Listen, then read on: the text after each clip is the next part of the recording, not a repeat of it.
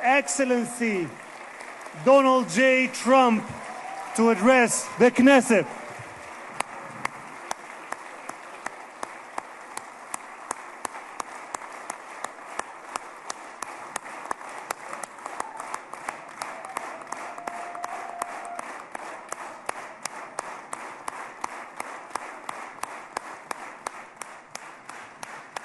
Thank you very much. Thank you. Thank you very much, everybody. It's a great honor. Nice place. Very nice place.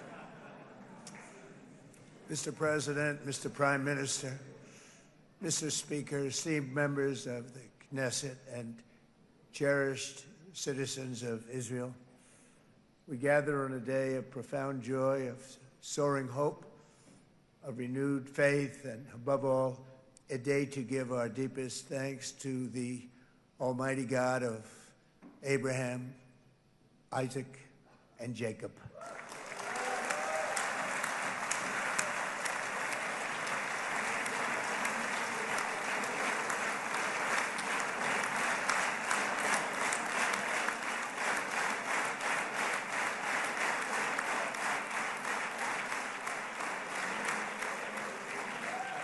After 2 harrowing years in darkness and captivity, 20 courageous hostages are returning to the glorious embrace of their families, and it is glorious. 28 more precious loved ones are coming home at last to rest in this sacred soil for all of time. And after so many years of unceasing war and endless danger, today the skies are calm, the guns are silent, the sirens are still, and the sun rises on a holy land that is finally at peace, a land and a region that will live, God willing, in peace for all eternity.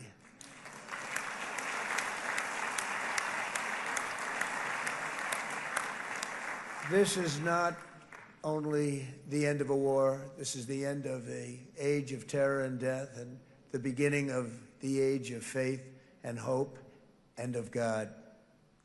It's the start of a grand concord and lasting harmony for Israel and all the nations of what will soon be a truly magnificent region. I believe that so strongly. This is the historic dawn of a new Middle East. I want to express my gratitude to a man of exceptional courage and patriotism, whose partnership did so much to make this momentous day possible. You know who I'm talking about. There's only one, Prime Minister Benjamin Netanyahu. Bibi, please stand up.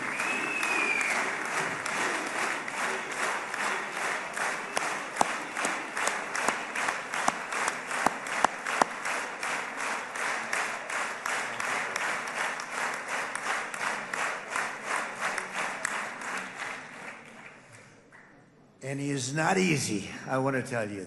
He's not the easiest guy to deal with, but that's what makes him great. That's what makes him great.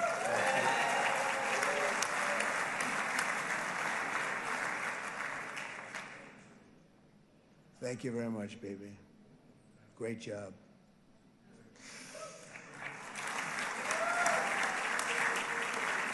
And let me also convey my tremendous appreciation for all of the nations of the Arab and Muslim world that came together to press Hamas to set the hostages free and to send them home. We had a lot of help. We had a lot of help from a lot of people that you wouldn't suspect, and I want to thank them very much for that.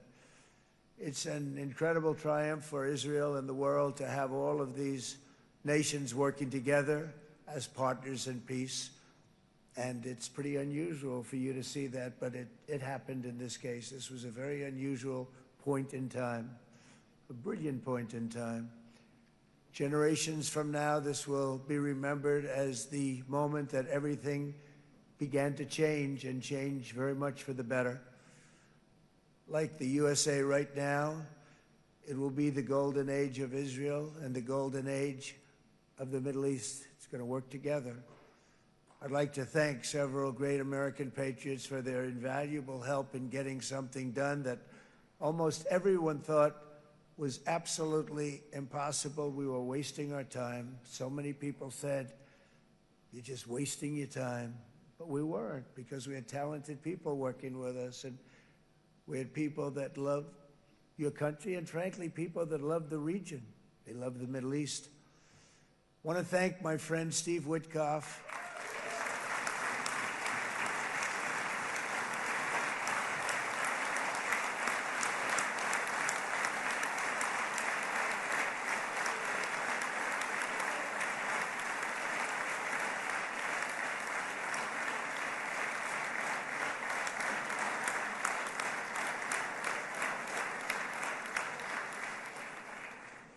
You know, Steve was chosen by me. He never did this before, but I knew him as a few things. He was a great businessman, but I know a lot of great businessmen, to be honest with you. He had tremendous negotiating skills, but I know a lot of people that negotiate pretty well, although it is an art. But there are people that can negotiate pretty well. But most importantly with Steve, he's just a great guy. Everybody loved him. Everybody. I mean, I know some negotiators that are so good, but you wouldn't have had peace in the Middle East. Would be in World War III right now with some of these guys. Everybody loves Steve, and they respect him, and they somehow can relate to him. I've known him for many years, and I've seen it over and over again. להוציא את חבר הכנסת עודה, להוציא אותו מהאולם, להוציא אותו מיד, החוצה, החוצה. Please expel this Knesset member. Please expel this Knesset member. Please expel Knesset member Kasif out of the hall. Please expel him immediately.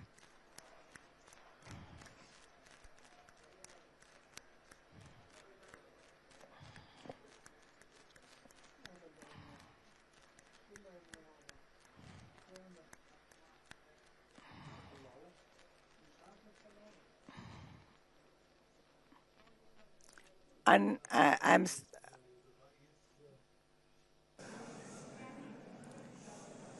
That was very efficient.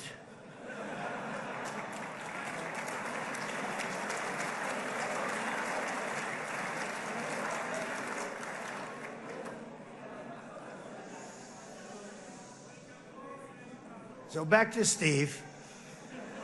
He's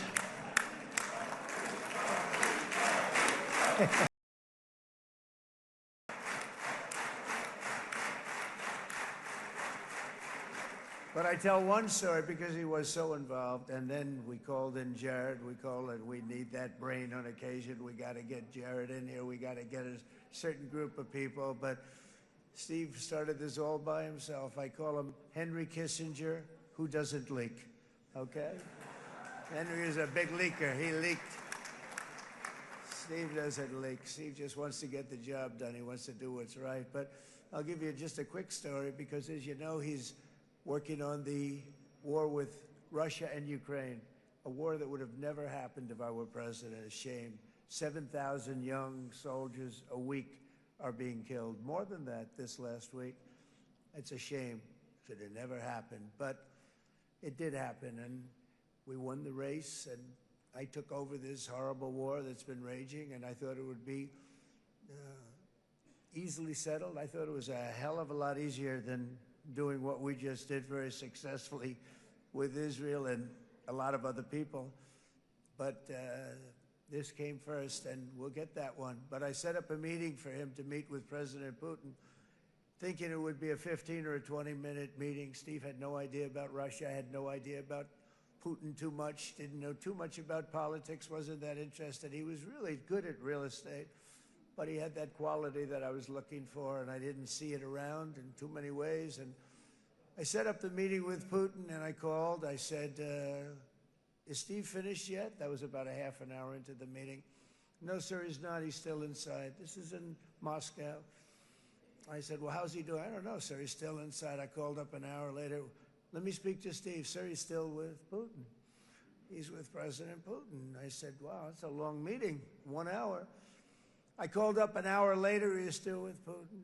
3 hours later, he was still with Putin. 4 hours later, he started to get the word that he was going to be coming out soon. And in 5 hours, he came out. I said, what the hell were you talking about for 5 hours? And he says, just a lot of interesting things. We're talking about a lot of interesting things, including what he went in there for, but you can't talk about it for 5. You can talk about it for a certain period of time, and you know what you're getting. But that's a talent. That's a talent, where you can do that. Most people I'd send in, number one, they wouldn't be accepted. Number two, if they were, the meeting would last 5 minutes, and that's what happens with Steve. Everybody loves him. They love him on this side. They love him on the other side. And he really is. He's a great negotiator because he's a great guy. So thank you very much, Steve, very much.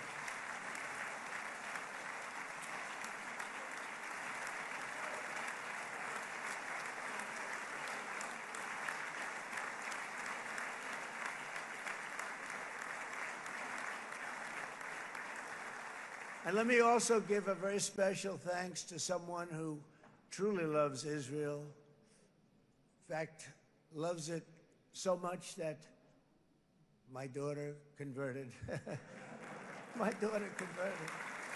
I didn't know this was going to happen. And Ivanka's here.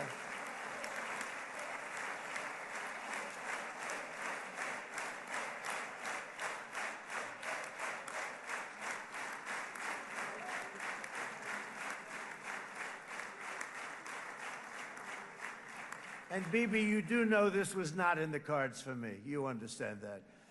And she is so happy, and they are so happy. At least I think they're happy. If they're not, we have a big story, right? No, they have a great marriage, and they get along great. They're best friends. They have a very special relationship. But Jared has been so helpful. He really did something very special. He established the Abraham Accords with a group of very wonderful people. I like calling it the Avraham Accords, because people that, right? Avraham. It's so cool. It's so much sort of nicer, you know, the Abraham versus the Avraham.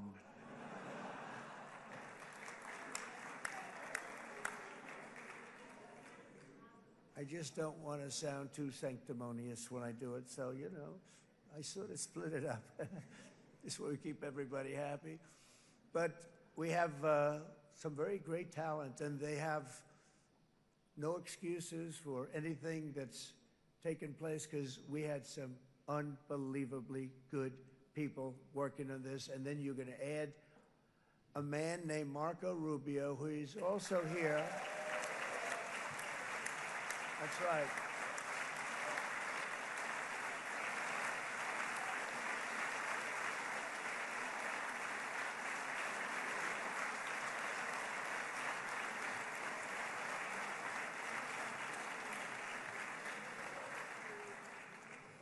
And I have a prediction that Marco will go down, I mean this, as the greatest Secretary of State in the history of the United States. I believe that.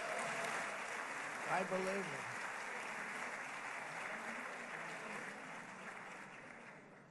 it. And he and I, you know, we really fought it out. You remember, he was tough. He was nasty. Who the hell thought this was going to happen, Marco, right? And now I'm saying he's going to go down as the greatest. He will. He was always smart and sharp, and people respect him. And then we have somebody who's young, but an unbelievable leader. I saw it a long time ago, and he's turned out to be even better than we thought. Right, Susie? I think even better. And that's Pete Hegseth, who is our Secretary of War, formerly Secretary of Defense.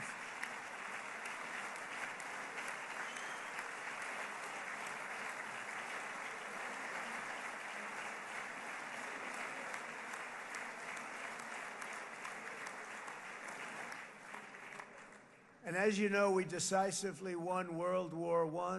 We decisively won World War II decisively. And everything in between, and everything before it. We won everything. And then they had the brilliant idea of changing the name from war, it was war, to defense. And with that went a certain thinking. And we fought in a very politically correct way after that. We always had the strongest military, and now we have a stronger military than we've ever had before. Because of my first term, I've totally rebuilt the military, every aspect of it. But we have, if you think, we settled 8 wars in 8 months. I'm now including this one, by the way, if that's okay. They may say, well, that was quick, because yesterday I was saying 7, but now I can say 8. The hostages are back. The hostages are back.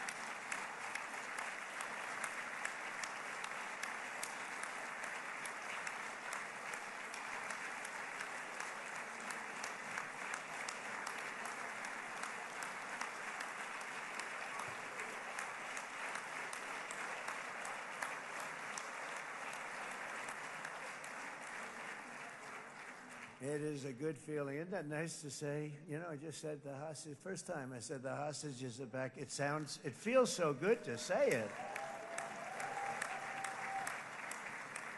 But when you settle 8 wars in 8 months, that means you don't like war.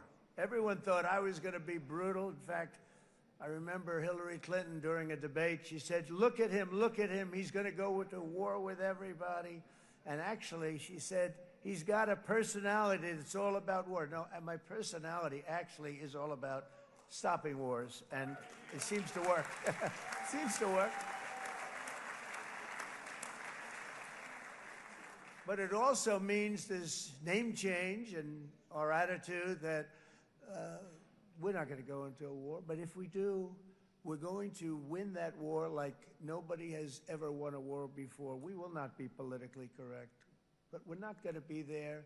And I think, as you mentioned, Bibi, before, peace through strength, and that's what it's all about.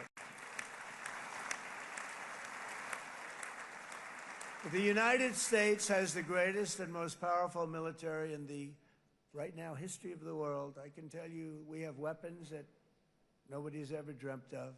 I only hope we never have to use them. I rebuilt the military. I was proud to do it, but some of the things I hated to do. I hated certain of the weapons because the level of power is so enormous. It's so dangerous, so bad. But we have to do what we have to do. We make the best weapons in the world, and we've got a lot of them, and we've given a lot to them very well. But so many that Israel became strong and powerful, which ultimately led to peace. That's what led to peace. So as we celebrate today, let us remember how this nightmare of depravity and death all began.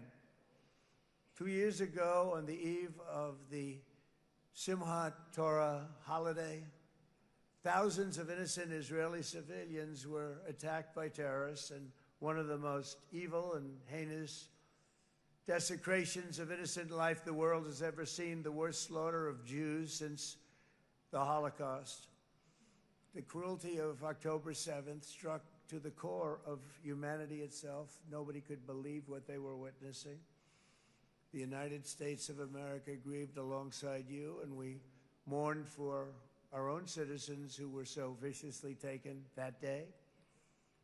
And to all the families whose lives were forever changed by the atrocities of that day, and all of the people of Israel, please know that America joins you in those 2 everlasting vows: never forget and never again.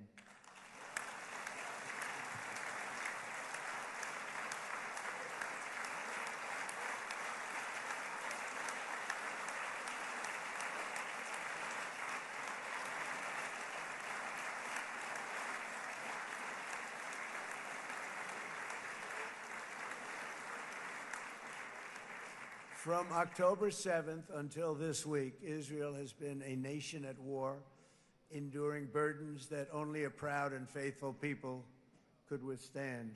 It was a very tough period of time. For so many families across this land, it has been years since you've known a single day of true peace. But now at last, not only for Israelis, but also for Palestinians and for many others. The long and painful nightmare is finally over. And as the dust settles, the smoke fades, the debris is removed, and the ashes cleaned from the air, the day that breaks on a region transformed, and a beautiful and much brighter future appears suddenly within your reach. This is now a very exciting time for Israel and for the entire Middle East, because all across the Middle East, the forces of chaos, terror, and ruin that have plagued the region for decades now stand weakened, isolated, and totally defeated. A new coalition of proud and responsible nations is emerging, and because of us, the enemies of all civilization are in retreat. Thanks to the bravery and incredible skill of the Israeli Defense Forces and Operation Rising Lion,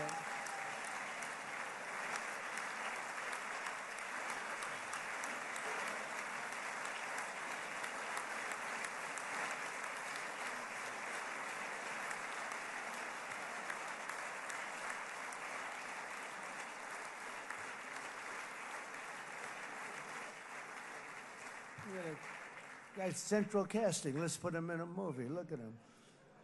Great job. And my people loved working with you. Loved it. They worked so well together. But many of Iran's top terrorists, including nuclear scientists and commanders, have been extinguished from this earth. And with Operation Midnight Hammer, boy, that's a great name for that, what we did. Last June, the United States military flew 7 of those beautiful B-2 bombers. They look so beautiful all of a sudden. They were always, I thought they were pretty planes. I had no idea they could do what they did. In fact, we just ordered 28 more of them. A little updated version. We ordered a whole pile of them. And almost 100 other planes went with them, including fighter jets. And we had 52 tankers, big, beautiful, brand new tankers that were loading them up 4 or 5 times. They've traveled 37 hours back and forth. Think of that. But we had tankers all over the sky for all the other planes. We had the F-22s, the F-35s, F-16s. We had a hell of a lot of planes.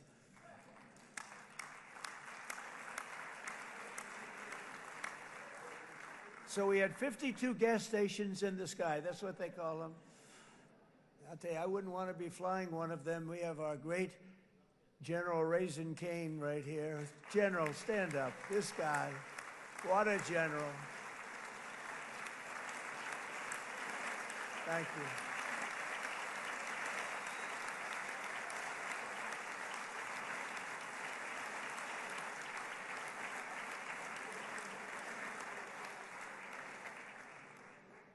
I asked General Cain, I said, you know, we're having problems with ISIS, and I was in Washington, and I asked, how long would it take to defeat ISIS? And my Washington generals told me, 3, 4, maybe 5 years, sir. I said, I don't get it. We've got the best equipment in the world. Why? So I flew to Iraq, and I met with a man named Cain. He said, what's your first name? He said, they call me Raisin, sir. I said, wait a minute, your name is Raisin Cain? I've been looking for you for a long time. You gotta be kidding. So they told me 3, 4, 5 years to defeat ISIS. And I sit down with him and I say, why is it? I flew there in the dark of night. I landed, I'll never forget it. It was quite a trip. I'm glad I made it because I met him. I said, could I ask you, General? I come down. He's standing with another general and a sergeant. Everybody was like central casting. They could go into a movie right now. Between him and you guys over here, we could get rich making movies, okay? And they got along so great. That's the beautiful thing, that your military and our military, Bibi, got along so great. But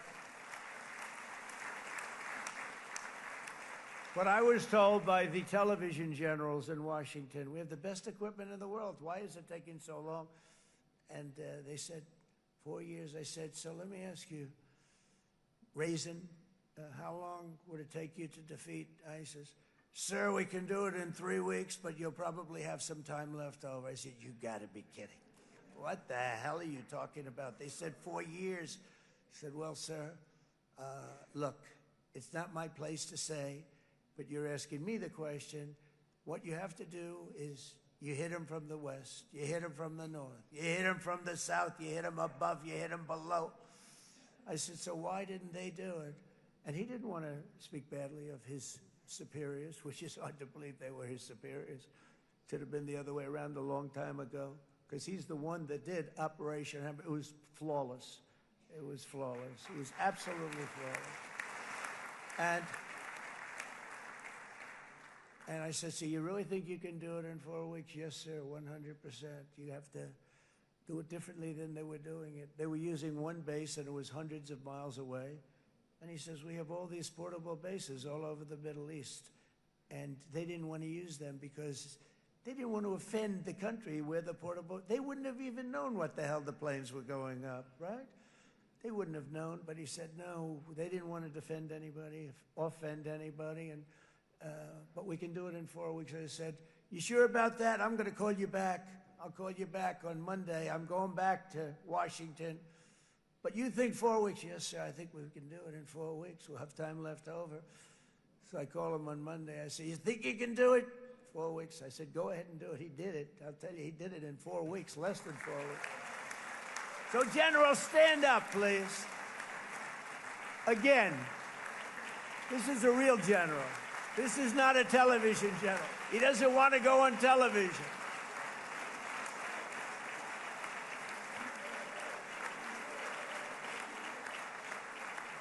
He doesn't want to go on television. I said the other guys love being on television. So we dropped 14 bombs on Iran's key nuclear facilities, totally, as I said originally, obliterating them. And that's been confirmed, and everybody understands it. Together we stopped the #1 state sponsor of terror from obtaining the world's most dangerous weapons. And if you think about it, if we didn't do that, and assuming we made the same deal that we have today, there'd be a dark cloud over this deal. And #1, it wouldn't happen because the other Arab and Muslim nations really wouldn't feel comfortable making the deal that we have now, right?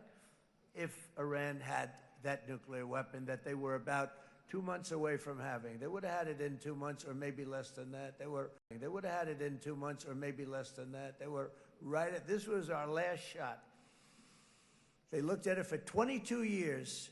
This was our last shot. The pilots told me that. They said, 22 years, sir. They looked at it. Our predecessors looked. They studied it. 3 times a year would do drills on that exact attack. And boy, did they get it right. But let's assume they didn't, and let's assume there was large-scale nuclear weapons in the hands of Iran. We couldn't be here today. Even if we signed the deal, which we couldn't do because a lot of people would not want to have anything to do with it, we took a big cloud off of the Middle East and off of Israel.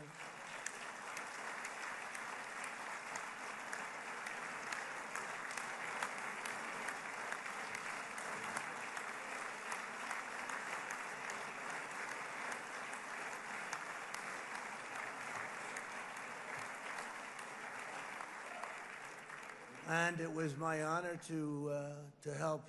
But isn't it true, though, that can you imagine the same, let's assume, Bibi, the same documents, we had everything the same, but you had somebody out there that was, in the opinion of everybody, all-powerful in the Middle East. They took a big hit, didn't they? Didn't they take a big hit? Boy, oh boy. They got it from one side, from the other. And you know it would be great if we could make a peace deal with them, and I think that's made. Would you be happy with that? Wouldn't it be nice, I think? Because I think they want to. I think they're tired. Somebody said, sir, they're starting their nuclear program again. I said, let me tell you something. They're not starting anything. They want to survive. The last thing they want to do is start digging holes again in mountains that just got blown up and start. They're not doing it. They want to survive, okay? But I think we have a chance. Steve, you and I think, Jared, come on, I'll call you back for another one. We always bring Jared when we want to get that deal closed. We bring Jared, but Steve, you and Jared and the General and Pete and Marco, you'll get that deal done easy. I think that'll be easy. But first we have to get Russia done. We got to get that one done. If you don't mind, Steve, let's focus on Russia first, all right? We'll get it done. In Lebanon, the dagger of Hezbollah, long aimed at Israel's throat, has been totally shattered. My administration is actively supporting the new president of Lebanon in his mission to permanently disarm Hezbollah's terror brigades. He's doing very well. And build a thriving state at peace with its neighbors. And you're very much in favor of that, I know. And good things are happening there, really good things. And with this week's ceasefire, we've achieved the most challenging breakthrough of them all. The most challenging breakthrough maybe ever. I mean, I've never seen anything like it. I've been involved in a lot of success. I have never seen anything like what's going on today all over the world. People are dancing in the streets, not just in Israel. They're dancing in the streets of countries that would have never danced in the street about what's happening today. They're dancing in those streets. So this long and difficult war has now ended. You know, some people say 3,000 years, some people say 500 years, whatever it is. It's the granddaddy of them all.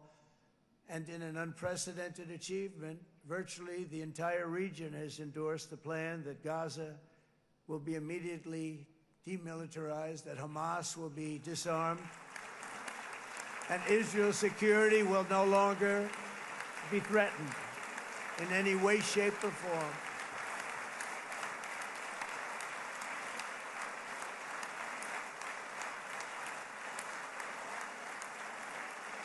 So Israel, with our help, has won all that they can by force of arms. You've won. I mean, you've won. Now it's time to translate these victories against terrorists on the battlefield into the ultimate prize of peace and prosperity for the entire Middle East. It's about time you were able to enjoy the fruits of your labor.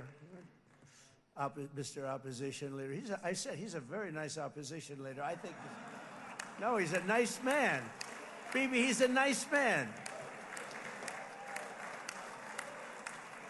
Good. He knows what he's doing, right? No, a very nice guy. Well, see, now you can be a little bit nicer, Bibi, because you're not at war anymore, Bibi.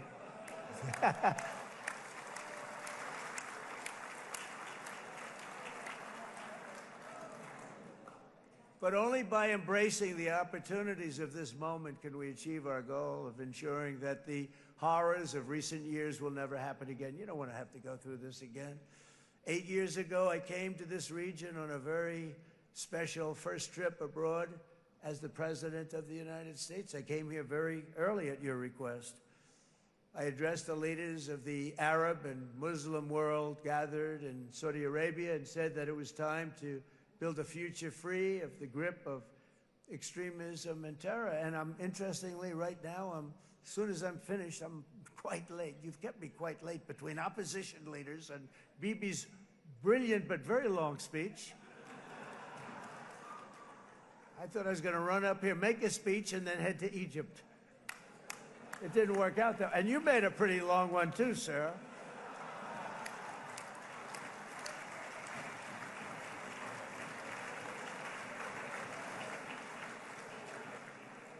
But I liked what you all said. It could be worse. Supposing on top of it, I didn't like what you said. That would be no good, Ron, would it? Ron, you did a great job, by the way, Ron.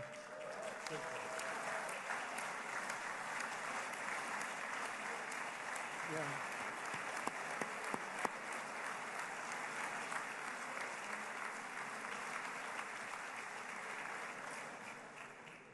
So I'm going to be meeting, actually, in a little while, I'm going to be meeting with the most powerful, the richest nations, really, in the world, although now, with the tariffs, the United States is by far the richest nation in the world, as you probably have been reading. But the richest nations, most powerful nations you know, tremendous, headed by some tremendous people in many cases. Some cases I wouldn't say necessarily I would endorse, but I will tell you some incredible people that really helped us make this all possible. So I'll be going there. I'll be quite late. They might not be there by the time I get there, but we're going to give it a shot.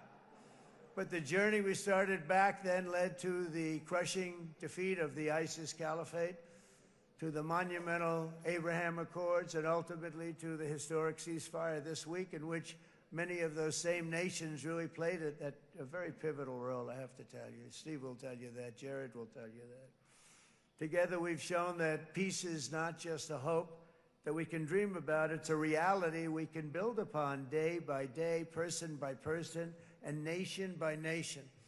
And because of that, the Middle East is finally ready to embrace its extraordinary potential. You have extraordinary potential in this region. It should now be clear to everyone throughout the region that decades of fomenting terrorism and extremism, jihadism and anti-Semitism have not worked. They haven't worked. They've been a disaster.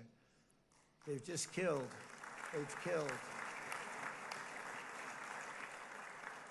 They've backfired completely and totally. They've just totally backfired. Everything that you thought, take it, worst case, it's turned out to be worse than that. They have not worked. From Gaza to Iran, those bitter hatreds have delivered nothing but misery, suffering, failure, and death. They've served not to weaken Israel, but to annihilate the very forces that did the most to foment this hatred. And it's really, I mean, everybody that's tried it has become irrelevant. Meanwhile, we've seen those nations that set aside their differences, reached across ancient divides, and pursued engagement are now among the most successful in the region. They're getting along with Israel, and they're doing great. And I can tell you the 4 nations that joined the Abraham Accords early on, and you'd all be doing me a favor, and I'm going to be saying this in a little while to some other friends, would love you all to, is this right, Jared? Join up in the Abraham Accords. We have to join up and get together. You can have that whole thing filled out. We had a very weak administration, worst president in the history of our country by far. And Barack Obama was not far behind, by the way.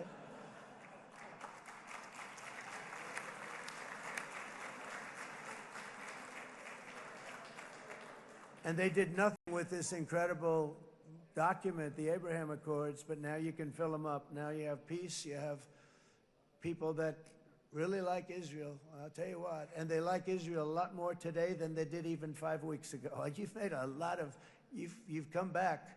You've come back strong, because it was getting to be a little nasty out there in the world, and ultimately the world wins. You can't beat the world. Or I would say to Bibi, it's now time, and he understood it better than anybody, because ultimately, you know, the world's a very big place. And I've said a lot. I said, this piece of land is very small. It's unbelievable what you've done with that tiny, you look at a map even of just, not the world, the Middle East, and you have this little dot. And think of what you've done. It's incredible. It's incredible.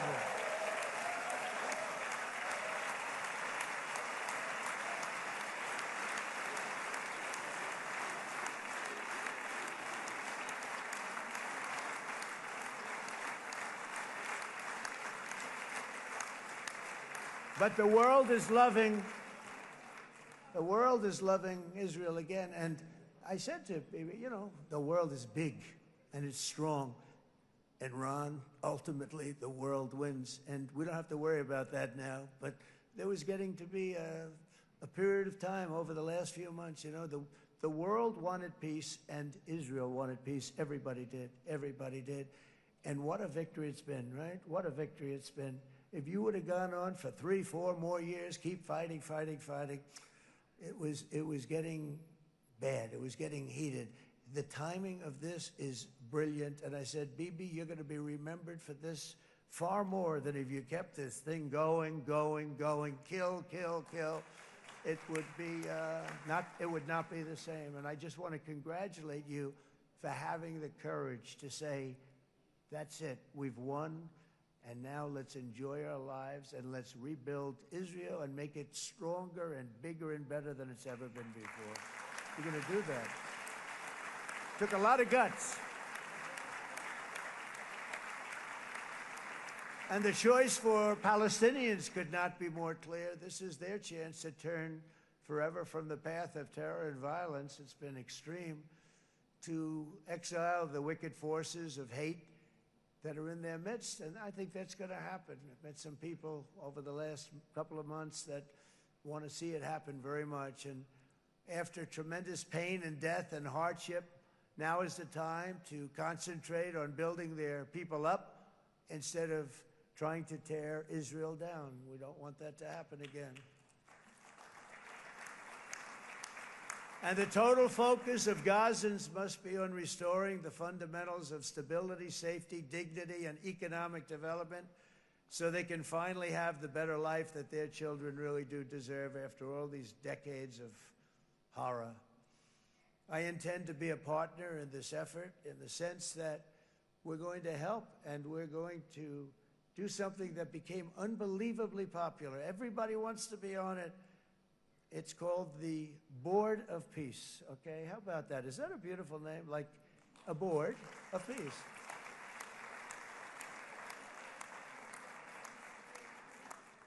The only bad thing from my standpoint, every single nation involved has asked me to be the chair, and I'll tell you, I'm very busy. I didn't count on that, but you know what? If we do it, we'll do it right, and we have unbelievable power and wealth, because you're going to need wealth. You're going to need wealth to rebuild things, and they have wealth like few people have wealth. I want to thank the Arab and Muslim nations for their commitment that they've made to support a safe rebuilding of Gaza and beyond. I have many Arab countries, very wealthy countries, that came up and said, we'll put up tremendous amounts of money to get rebuild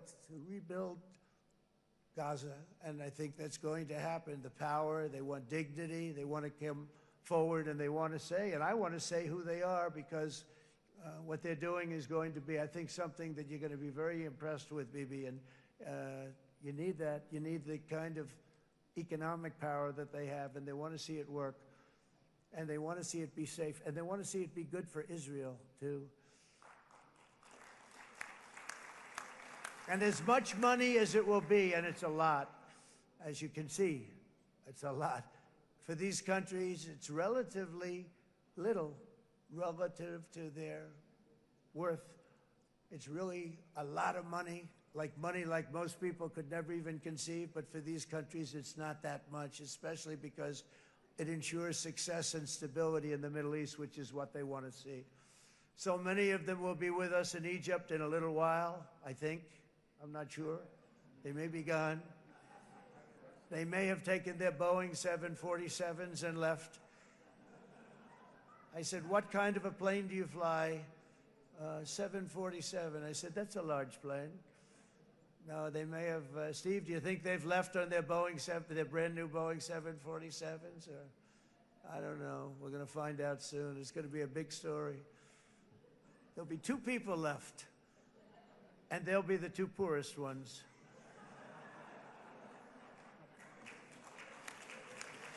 But it will be the wealthiest and most powerful group of nations. So the group that we have assembled, that's waiting for us, is the wealthiest and most powerful group ever assembled at one time. There has never been a group like this. And they're only looking for good. They want good. They're going to do good. And as those commitments are made, I'm going to let the world know who's doing it, because they really deserve to get the credit. And some of them probably won't want the credit, but they deserve it. It's more obvious than ever that the productive and responsible nations of this region should not be enemies or adversaries. You should be partners and eventually even friends, and that's what's going to happen. I know it. Together you can stand against the forces of chaos. Yeah, you go ahead. That's an important point.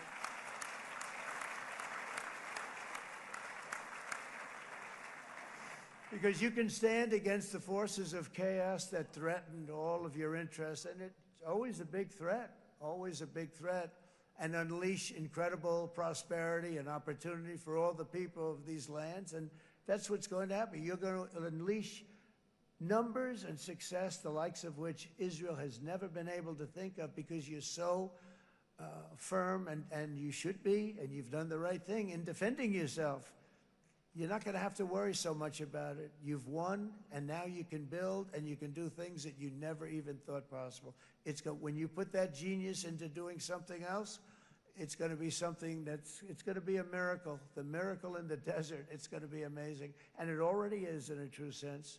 But it'll be wonderful when you can spend time thinking about other than war and defense and offense also. To that end, it's my firm hope and dream, frankly, that together the Abraham Accords will turn out to be everything that we thought they would. Those 4 countries were very, very brave in doing it. They did it at a very early point, and every single one of them benefits unbelievably financially. And if you noticed, even in this bad period that we just went through, they all remained a member of the Abraham Accords. They've done unbelievably well. And you know who you are, and I want to thank you. And they've stayed because of loyalty, but they've also stayed because it was really good business. They've made a lot of money being members, and you're going to all, I hope that every one of the countries that we're seeking, Jared, I hope they join quickly. No games, no nothing. Just join, get it. It's going to be a great peacemaker. It's really going to bring it together beyond anybody's wildest dream. So instead of building fortresses to keep enemies at bay, the nations of this region should be building infrastructure to weave your commerce closer together, because you've got to compete with the big world out there in commerce now. It's a different kind of competition. Instead of making weapons and missiles, the wealth of this region should flow to schools and medicine, industry, and frankly, the new hot thing, artificial intelligence. It's a lot of intelligence they're going to have to be thrown off to pay back these sums of money that they're doing. But that's really the hot one. And I might say that the United States, a year ago, was a dead country. I say it to people. I heard it first from the King of Saudi Arabia. I then heard it from UAE. I heard it from Qatar. I heard it from many other countries. A year ago, the United States of America was a dead country. Now it's the hottest country anywhere in the world. It is the hottest. There's no question about it.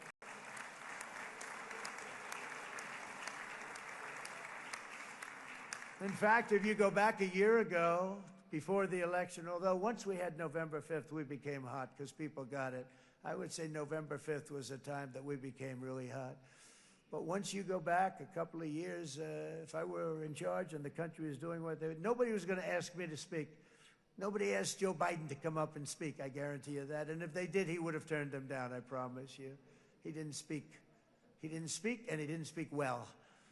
But all of the countries in the Middle East, it could have, what we're doing now, it could have happened a long time ago, but it was strangled and set back almost irretrievably by the administrations of Barack Obama and then Joe Biden. There was a hatred toward Israel.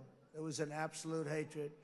The setbacks really started when President Obama signed the Iran nuclear deal. This was a disaster for Israel, and it was a disaster for everyone. And I remember that Bibi Netanyahu came to the United States and worked so hard to try and get Obama not to do that deal.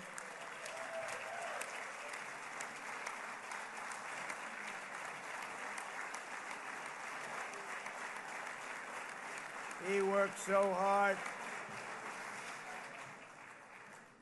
But it was like talking to a wall. I remember him telling me it was like talking to a wall. They wanted to go with Iran. They chose Iran, frankly, over a lot of other good nations, but specifically Israel. And that was the beginning of a very bad period of time. You had Obama go out, and the Iran nuclear deal turned out to be a disaster. And by the way, I terminated the Iran nuclear deal, and I was very proud to do it.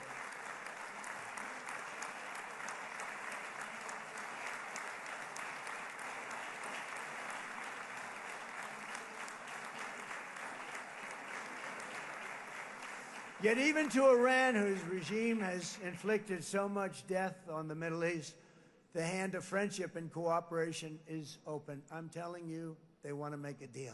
That's all I do in my life. I make deals. I'm good at it. I've always been good at it. And I know when they want. Even if they said, we don't want to make a deal, I can tell you they want to make a deal. All right, they do. They want to make a deal, and we're going to see if we can do something, because this is crazy what's happening, and we're not going to have this anymore.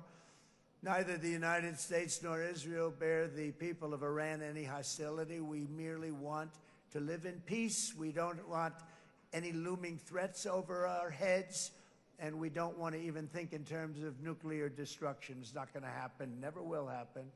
There's nothing that would do more good for this part of the world than for Iran's leaders to renounce terror, stop threatening their neighbors, quit funding their militant proxies, and finally recognize Israel's right to existence. They have to do that. They have to do that. And to Iran, and as you know, this is not said out of weakness. There's no weakness. But I'm going to say this, that we are ready when you are, and it will be the best decision that Iran has ever made. And it's going to happen. It's going to happen. And they're good people. I know a lot of Iranians in the United States. They're good people, smart, hardworking people. They don't want to see what's happened to their country.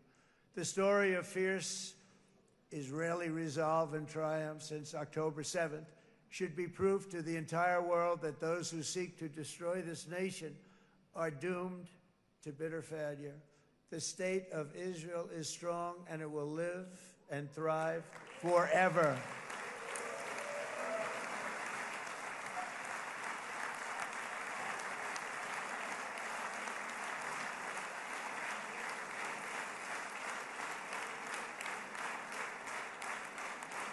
And that is why Israel will always remain a vital ally of the United States of America.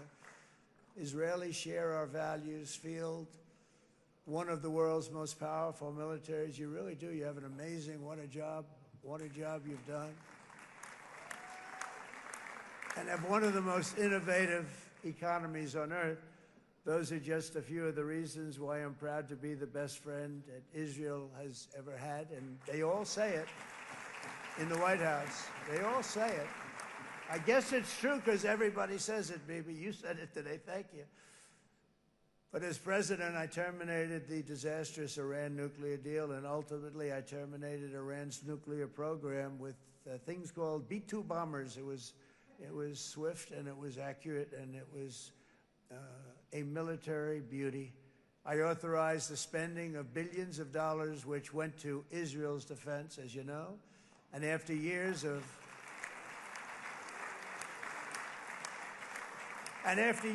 broken promises from many other American presidents, you know that, they kept promising. I never understood it until I got there. There was a lot of pressure put on these presidents. It was put on me too, but I didn't yield to the pressure. But every president for decades said, we're going to do it. The difference is I kept my promise and officially recognized the capital of Israel and moved the American embassy to Jerusalem.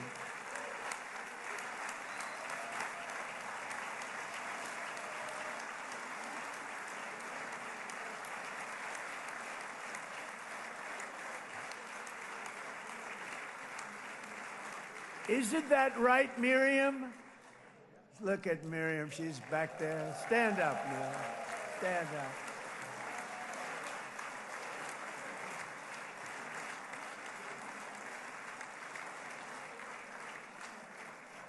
Miriam and Sheldon would come into the office. They'd call me. He'd call me. I think they had more trips to the White House than anybody else I can think of. Look at her sitting there so innocently. She's got $60 billion in the bank. $60 billion. And I think she's saying no more. And she loves Israel, but she loves it, and they would come in, and her husband was a very aggressive man, but I loved him. He was a very aggressive, very supportive of me. And he'd call up, can I come over and see you? I say, Sheldon, I'm the president of the United States. It doesn't work that way. He'd come in, But they were very responsible for so much, including getting me thinking about Golan Heights, which is probably one of the greatest things to ever happen to Israel.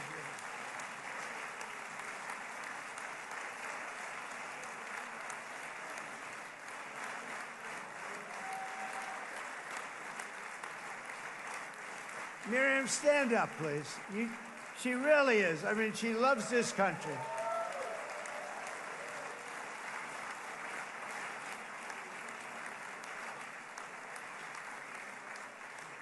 She loves this country. Her and her husband are so incredible. We miss him so dearly. But I actually asked her, I'm going to get her in trouble with this, but I actually asked her once, I said, so Miriam, I know you love Israel. What do you love more, the United States or Israel? She refused to answer. That might mean Israel, I must say. We love you. Thank you, darling, for being here. That's a great honor. Great honor. She's a wonderful woman. She is a great woman. I've always stood for the people of this community, and I always will. I'll always be with you. I'm always going to be with you. I guess maybe something could happen to change my mind. Somebody that's really stupid gets into office and wants to do really bad things, but that's about it. And we don't think we're going to have that happen. I hope we're not going to have that happen. And this man is a good man right here. These two men are good men right here.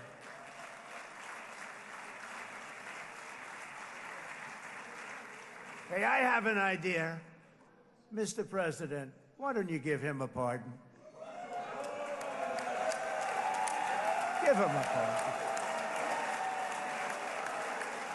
Come on.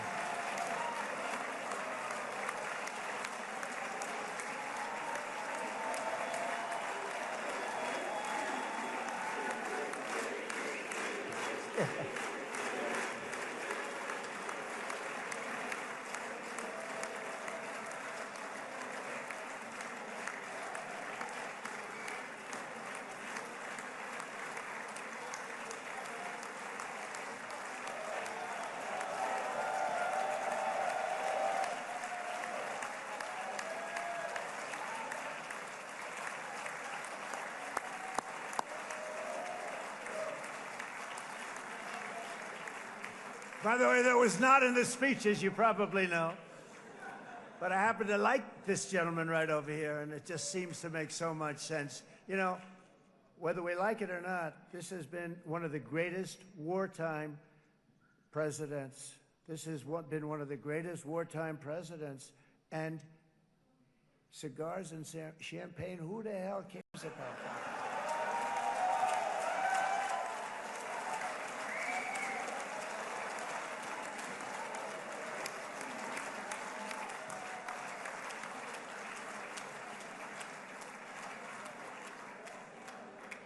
All right, enough controversy for the day, right? Actually, I don't think it's very controversial. So, you know, I mean, I see so popular. You are a very popular man. You know why? Because you know how to win.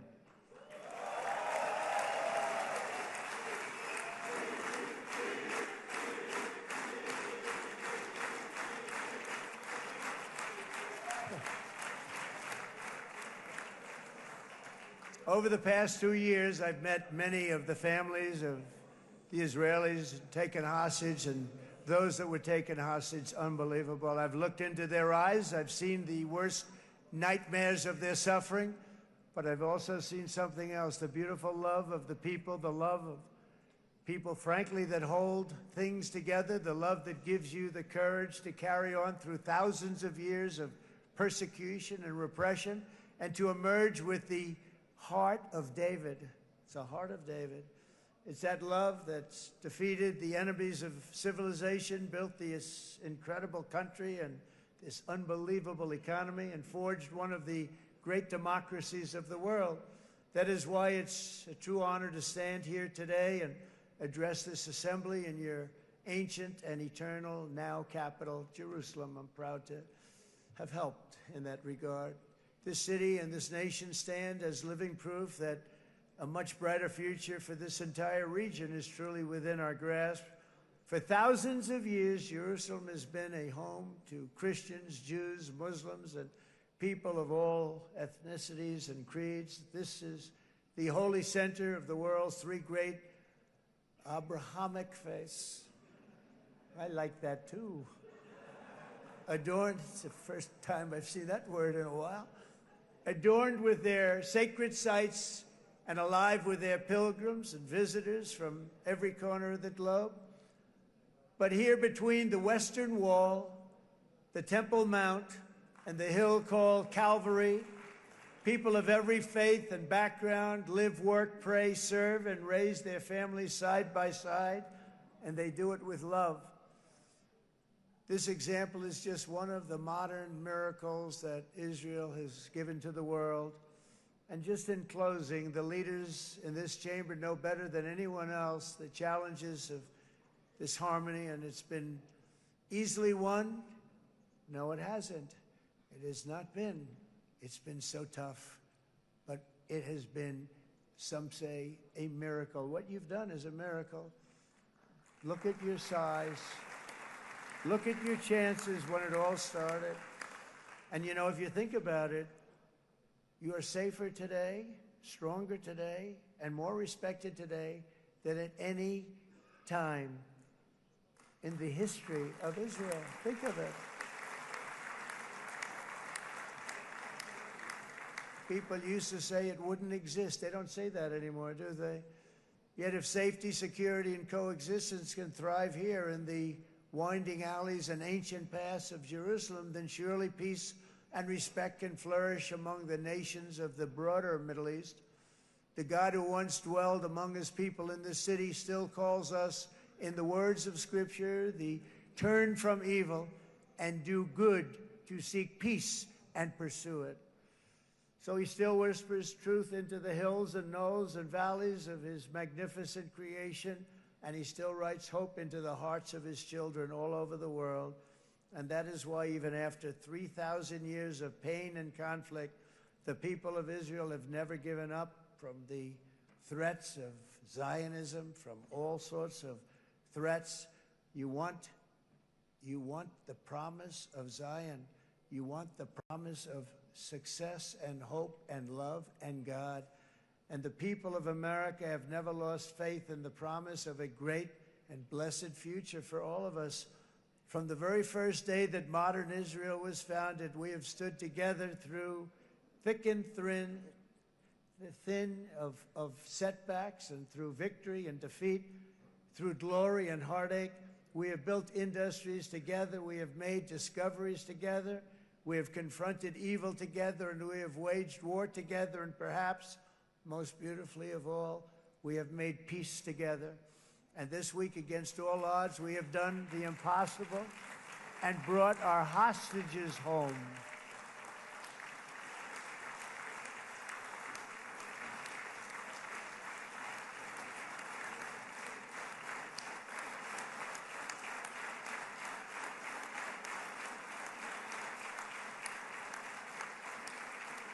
So now we're going to forge a future that is worthy of our heritage. We're going to build a legacy that all the people of this region can be proud of. New bonds of friendship, cooperation, and commerce will join Tel Aviv to Dubai, Haifa to Beirut, Jerusalem to Damascus, and from Israel to Egypt, from Saudi Arabia to Qatar, from India to Pakistan, from Indonesia to Iraq, from Syria to Bahrain, Turkey to Jordan, the United Arab Emirates to Oman, and Armenia to Azerbaijan, another war that I just settled. We are going to have hope, harmony, opportunity, and happiness here in the spiritual and geographic center of the entire world. That's what you are. Israel, America, and all of the nations of the Middle East will soon be safer, stronger, greater, and more prosperous than ever before.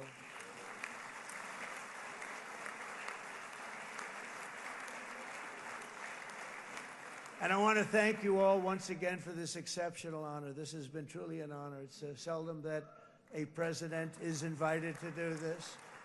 And I love Israel. I'm with you all the way. You will be bigger, better, stronger, and more loving than ever before. Thank you very much. God bless you. God bless the United States of America, and God bless the Middle East. Thank you, everybody. Good luck. Thank you very much. Thank you.